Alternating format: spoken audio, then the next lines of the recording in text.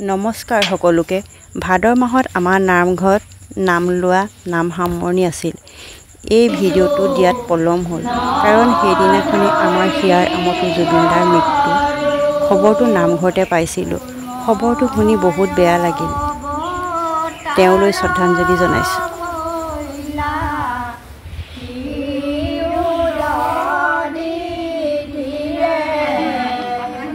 Like